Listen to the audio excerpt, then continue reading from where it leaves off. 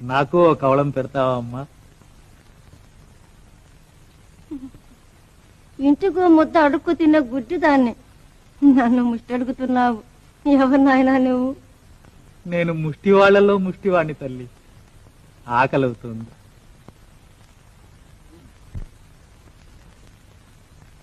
ఈనాటికి నాకు ఒకరికి పెట్టే భాగ్యం ఇచ్చావా తండ్రి?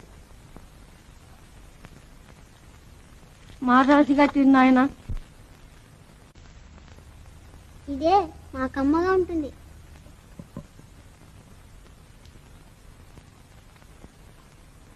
రామా, నువ్వు కూడా తిను.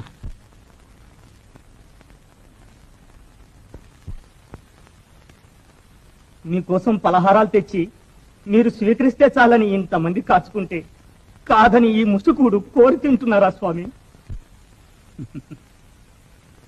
ఆ పలహారాలు నేను తింటే వారికి ఐశ్వర్యం కలుగుతుందనే ఆశతో తెచ్చారు గాని నా మీద కనికరంతో అభిరామ్. ఈ మహాతల్లి నేనెవరో ఎరగదే ఆకలమ్మాని చెయ్యి దాచగాని జాలితో తన తిండి నాకు పెట్టింది. ఇది ముష్టి కూడా అభిరామ్, అమృతం కాదు. ముష్టివాడు అనుకున్నానే. వేమయ్యవా తండ్రి, నిన్ను కళ్ళారా చూసే భాగ్యం నాకు లేకపోయింది కదా. నన్ను చూడాలనుందమ్మా.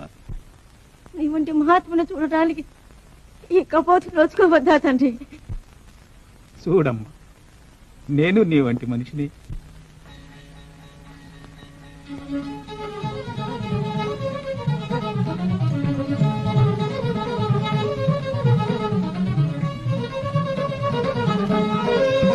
కనపడుతున్నానమ్మా, చూడు.